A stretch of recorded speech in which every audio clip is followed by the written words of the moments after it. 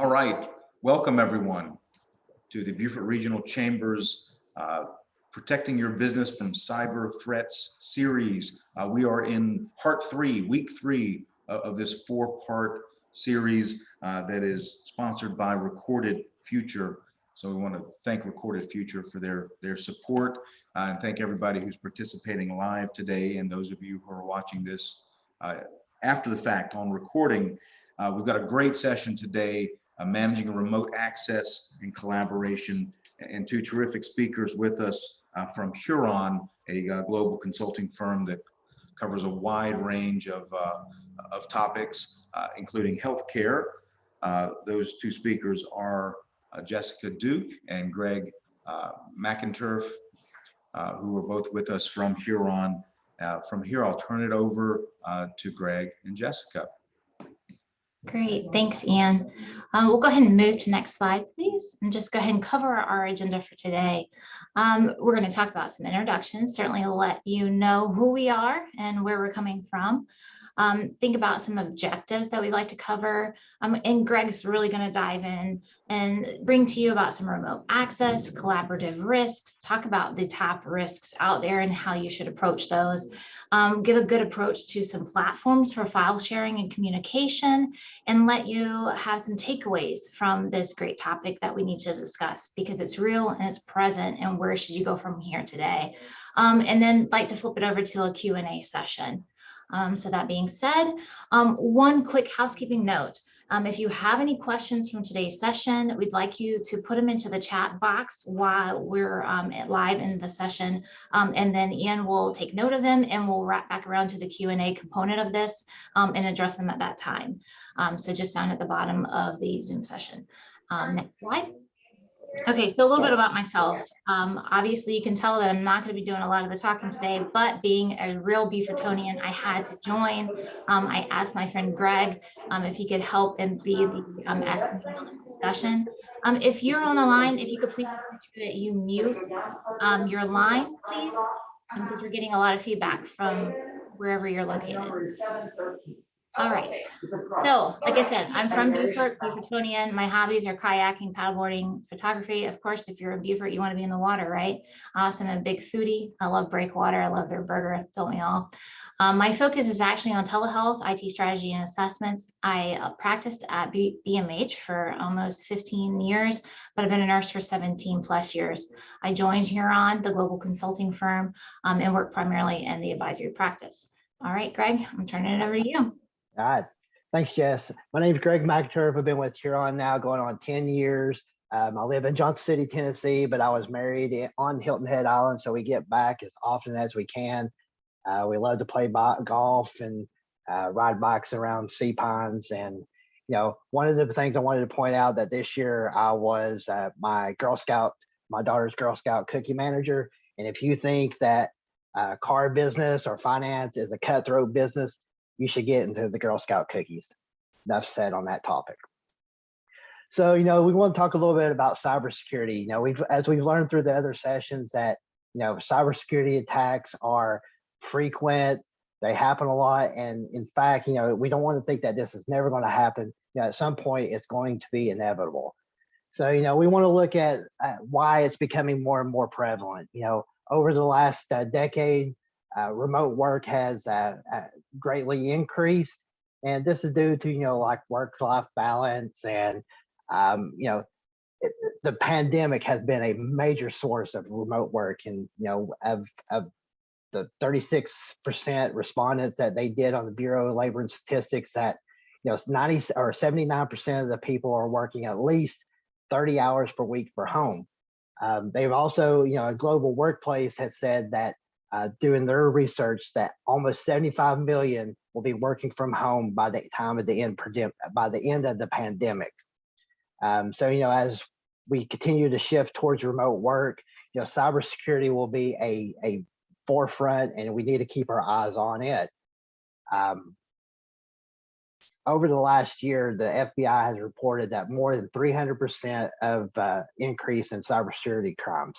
You know, this is everything from data breaches, where information has been stolen, or the exposures where, the IDs, the passwords, the addresses, and that information has been exposed. I think the scary part of all of this is that, 95% of these have been determined to be human error, either by, less than adequate security or just by, giving out information or posting it incorrectly. So, you want to think, am I at risk? We need to make sure that the mindset is not thinking that only big companies are at risk. You look at financial services and manufacturing. Yes, they've had more sensitive data exposed, but as we look at healthcare, energy, and retail, they do have a large percent of sensitive files being exposed to the internet. Just alone in 2021, the government will be spending almost $19 billion to help fortify their cybersecurity networks and training, and just making sure that that sensitive information is not stolen. So for me and for you, what are my 5 risks for my remote workers? We want to look at phishing scams, weak passwords, home Wi-Fi, personal devices, and unencrypted file sharing. So making sure that we're sharing files with our teams and not with the hackers. So the first one I want to talk about is phishing. Phishing is a very common attack on unsuspected email users, where the scheme is the email comes to the victim as a hidden message or something. We see this lately as you get a text message or an email saying, hey, I'm trying to deliver your Amazon package. Please sign in and make sure we confirm your address. Or, you see, hey, click on this link to get your $500 Walmart gift card. A lot of the hackers are targeting these smaller organizations, and the attacks is coming in either as a lifestyle or entertainment. So, in this day and age, especially with the pandemic, anything that can help us personally, you start looking at it. Hey, yeah, I can have a $500 gift card, but once you click on it, your information is then stolen. And phishing attacks is huge. 80% of all the incidents are done this way, and almost $18,000 is lost every minute due to phishing. So really, what can we be done about it? Well, I call it the triple T's. You want to train, test, and then train some more. So what this means is, train your employees on what to look for. There is anti-phishing education out there and awareness campaigns. There's browser tools and web filtering and all kinds of other settings that'll help, eliminate a lot of the spam emails or the fraudulent emails.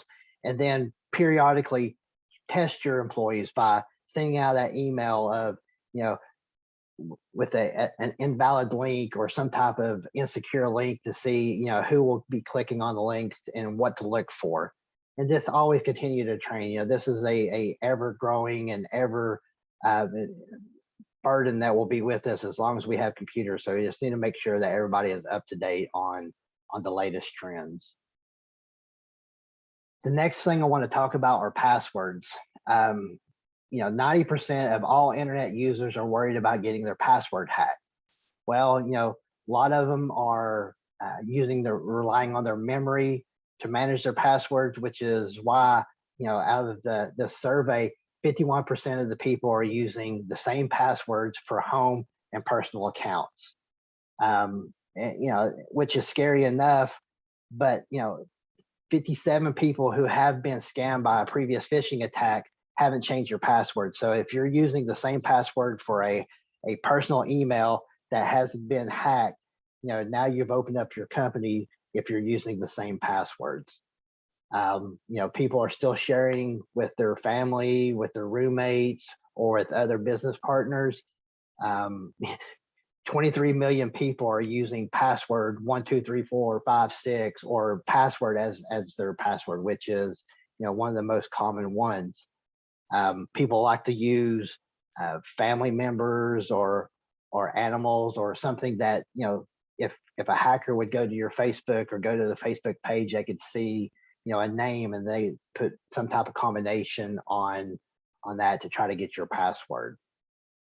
I think one thing that's sort of scary about all of this is, especially in terms of business, is that when a company has a breach or has some type of sensitive information exposed, out of the survey, 33% of the victims have stopped doing businesses with that company. So not only have you have a negative PR mark, now a lot of the businesses, a lot of the people are leaving that business to go take their business somewhere else. So what can we do about it? Don't be too social. Don't share your passwords with anybody. It's a need to know basis. Use some type of two-factor authentication. Google, Facebook, they've came around with some types of multi-layer authentication. You put in your password and then you put in either your phone number and it sends you a code. There's tools out there to help get that extra layer of security. Don't recycle your passwords. And a good rule of thumb is to use passwords that are at least 8 characters long. And try not to use one password for everything. That way, if you're using a password for your social media account and they have a breach, that way your work or your online banking then is not exposed to that same password. So, as we talk about home Wi-Fi, this is your lifeline to the outside world when you're working from home. When you're working within the 4 walls, the company has a good security around their Wi-Fi. It's managed, it's secure. However, a lot of times when we're working from home, our routers or networks, while we have it secured, are sometimes overlooked. So really what we need to do on this is make sure our router software and all of our other software or network software is up to date and all the security patches have been added. Make sure that our routers have all the encryption features turned on, and sometimes consider a firewall. That all that does is just add that extra layer of protection between the home and your network at the work. So as we're working on our devices, a lot of times we use our personal laptops to connect to work, and then vice versa. Of this survey, of people who use a corporate or company laptop, over 40% of the people use it for personal needs. So you have, your work laptop and you're surfing the web, you're getting your personal shopping done, you're looking at your email.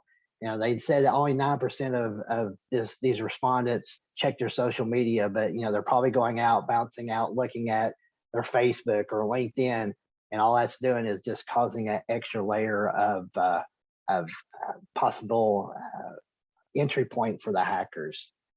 So some of the things that we should do on this is securing our phones. That's one thing that's often overlooked too, but Apple and Android have came out with a lot of good security features that once they're enabled will really lock down their phones in case it's either lost or if somebody is stealing it, that it'll shut down the phone, and if they try the password too many times, it'll erase it.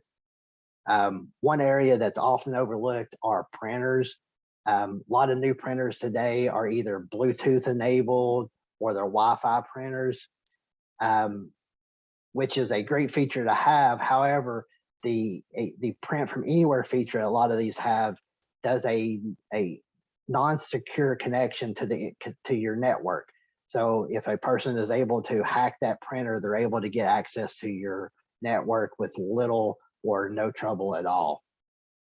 And then securing our computers. It's one thing, a lot of times it's if you're able to give employees a worker laptop that is locked down, you have the content filtering on, you have automatic updates, that protects not only the laptop, but it protects your work network. However, a lot of times this is really a cost that, we can't afford. So, we let the employees use their personal laptops and stuff like that, which, we just need to make sure that they have their updates turned on, that they're doing all of that. And sometimes you want to look at maybe doing a virtual desktop or a desktop as a service, because this way, when they sign into their laptop, they connect through a VPN or some type of other security connection, and they have access to what they need at their workplace. This way, if the personal laptop is ever compromised or stolen, then the business is a little bit protected, because there's nothing stored on their local PC. It's all stored on the network. So the last risk I want to talk about is file sharing. According to SailPoint, that on average, every employee has access to over 17 million files. Now, granted, a lot of these files are probably not sensitive. They're agendas, meeting notes, cybersecurity presentations, but of all those files, 17% are sensitive and are accessed by all employees. And this could be payroll, tax forms, any type of other business related information that anybody could have access to. While you're within the network and you're in the brick and mortar location, everything is encrypted from going from network drive to network drive. However, once you come remote, and if you're not using some type of VPN or dial-up access, a lot of these files are not encrypted. And if this information is intercepted, then that could lead to identity fraud, ransomware attacks, or theft in itself once they get their financial information. So really, what can you do about it? Well, you need to make sure that all the information is secured or encrypted when sending over email or phone. Outlook, Office, Exchange, they have some pretty good built-in features when you're sending out emails that they're already encrypted. Or if you want to have a little bit more of extra encryption, you can put like secure into the subject line, and that will send in a secure message that only the recipient can open up. This is very similar for when you're doing file sharing. There's a lot of platforms out there, Dropbox, Teams, OneDrive, that you set up an application on your end, and only the person who has an ID and password can sign into the application and retrieve those files. This was segue me into this. The next thing when we start talking about platforms, what platform should I pick? What should I choose? Well, there's a lot of platforms out there, so you need to do a little bit of research. You need to know what, as a company, will benefit me and my employees. Need to make sure that it's easy to use, that ones that are not just a messenger or just a file store, and that it works on multiple operating systems. So what we want to do onto the research of it, Gartner, who is a global research and market research firm, has done a lot of research onto that file sharing and synchronizing market. They have created what's called a Magic Quadrant that looks at 8 standard criteria and analyzes all the products and puts them either into a visionary or leaders or a niche player into this market. This started in 2014, and they started seeing it over the years that made them quote that by the end of 2018 that 70% of all these vendors will cease to exist or have been merged with other companies. And as we can see in 2020, this had happened. You have a lot of players that are no longer in the market and have transformed their product into a more robust application. So, we want to look at the business needs. Why are you using this program? The top 4 from Software Advice was around project management, collaboration, file sharing, and chat, or some type of messaging. So, there's not going to be a perfect tool out there, but you want to find a perfect fit for your employees' needs. So, that's the main thing that you want to find out is, what will my employees or I be using this application for? Don't let IT or management pick the collaboration tool. The reason why I'm saying this is a lot of IT and management already have agreements with a lot of vendors. And sometimes, those vendors will try to push their application on the employees. However, if it's hard to use or just a poorly developed program, adoption may be poor, and this program will not be used.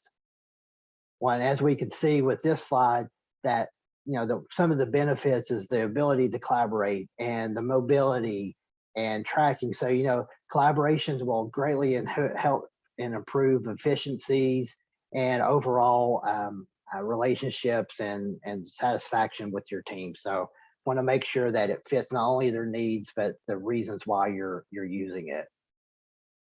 The ease of use, that's another important area, because if the tool is not easy to use, people won't use it.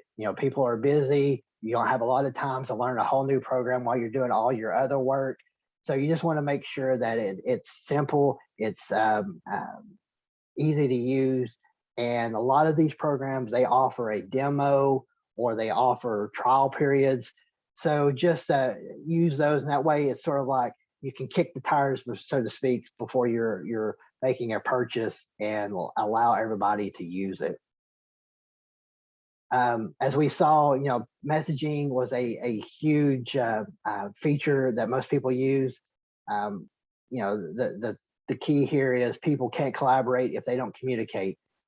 Instant messaging is great, but you need video conferencing, especially in this day and age. And as we're doing here, we're using the video conference. While we'd rather have done this face to face, but due to the circumstances, travel costs and stuff like that, you want to have a product that not only chat, you can have text audio and video. File versioning is very important as well. Just while working on this program or this presentation alone, I saved a slide. I really wanted that slide back, in the program that we use, I was able to go back to a point in time and pull out that slide and able to add it in with no problem. Integration is important, because you need to have the ability to have not use standalones, because sometimes that'll cause duplicate entry. You need to put all the information in both programs, and that'll just decrease efficiency and productivity. So that's just another aspect to look at. And the last thing I want to talk about this is working on multiple operating systems. A lot of people use Windows-based PCs. However, if you're a graphic designer or some type of design work, you like to use Macs. People who do programming and that stuff like to use Linux. So you want to have a collaboration tool that can work seamlessly on multiple platforms. That way you're not limiting or hindering any one person. We've ran through a lot of this in the time that we've had. So I want to give you just a few quick takeaways, that you can easily remember and post out there. Phishing scams, it's the first one you want to look at. If it's too good to be true, then it probably is. Don't click on that link. If it's suspicious looking, something just don't look right, delete the email or notify IT. Treat your information as a need to know basis and keep it secure. Don't just post it out there on various websites. Your passwords, create strong passwords and rotate it regularly. I saw this quote and I thought it was really funny. Treat your password as a toothbrush. Don't share it and change it often. Keep your PC and your network up to date, and turn off the pop-up blockers. Turn that on to where you're not just tempted to click on these links and have malware or some type of software installed to your computer. Wi-Fi is your lifeline. Keep it secure and don't sign into non-secure or unsecure networks if at all possible. And your IT team is your best friend. There's tools in place that they can have and get their hands on to help secure yourself and your business at the same time. So like I said, we've ran through this. We've hit a lot of topics. So now we'll open it up to any questions. And I don't know if we have any in. Greg, Jessica, thank you both so much. I think you guys absolutely nailed the task at hand, and that's preparing small business owners and managers for practically addressing the challenges they face with managing more remote and accessible workforces. One of the questions that sprung to mind for me as you guys were presenting, particularly related to the home environment. What's good counsel for a manager with an employee that's struggling to get their home environment set up and secure? Is this something you send your own IT in to do? How do you get that initial setup from home, from printer to Wi-Fi, set up good and then maintained well at home? Yeah, that is a really good question. And if you have an employee that's not very tech savvy, it's probably be a good idea to send an IT person, a geek squad, so to speak, person to go over there and make sure that the router is updated, that it is password protected, it is secure, because you are opening yourself as a business owner, and you're opening that employee up to unsecured or unneeded risk. Some people, they drive by with their Wi-Fi scanner looking for non-secure connections. That way they get access to that router, get out to the internet, and they may not be doing anything to you, but however, now they've got a connection to the outside world, where now if something happens, you could be then liable, because what that hacker is doing is hitting off your access point. So now your IP address is what's showing as the source of the attack. And not to mention protecting your client data that you're working with. I mean, that's a huge liability, depending on what your small business is dealing with. So there's multiple touch points that could be open that you need to protect. One other thing that kind of triggered for me as we were talking, the reliance on cell phones, and many of us have a work laptop and may be dedicated about using it only for work purposes, but life gets really blurry on cell phones. Can you give some best practice management tips for small business owners about the use of personal cell phones for work interactions? Yeah, there's a lot of tools that you can add to the cell phones that help try to mitigate those risks. There's tools that lock down, just for like a laptop, that helps lock down the phones to where it's protecting. Apple does that to a good extent within its own settings, but you're same way with your phone as your laptop. If you allow people to get into access, you're getting all your contacts and other information. If a keylogger or some type of it sees what strokes you're doing to sign in, it's just, again, it's like a computer in your hand. So, we just need to make sure that it's secure as well. One final question here. Most of the folks viewing this are going to rely on some kind of an outsourced IT for most of their both network setup and security systems. And so much of what you're advising is going to rely on that person knowing what to do. Would you give us some hints or tips on the right questions to ask of your managed IT provider to make sure you're making the right kinds of software choices for everything from file share to collaboration software? How would you go about a layman interviewing an IT provider? Well, I think some of the things you need to talk to is, how do I sign into it? Do I go out? Is there an application that's put on my computer, or do I go to the web? If you have to type in a URL and you miss a character in that URL, it can then take you to a totally different site. But if you have an application that you click on, you sign into, it's a little bit more secure that way. You need to make sure that what is the protocol for if I do see a breach. If I see somebody coming into my network, what's happened then? I'm supposed to be the only one in my office but for some reason there is a monitoring tool that shows another connection to the network. What do I do? How do I handle those situations? What is the protocol on working on that? And then my support, how do I, do I have 24-hour support? Do I have, who updates my computers? I think, there's a lot of questions to ask on that, but, updates for PCs, for networks are key, because a lot of the vendors, they create patches on a weekly basis. Microsoft does that to where every Tuesday, you do an update. So, we want to make sure on how those patches get updated.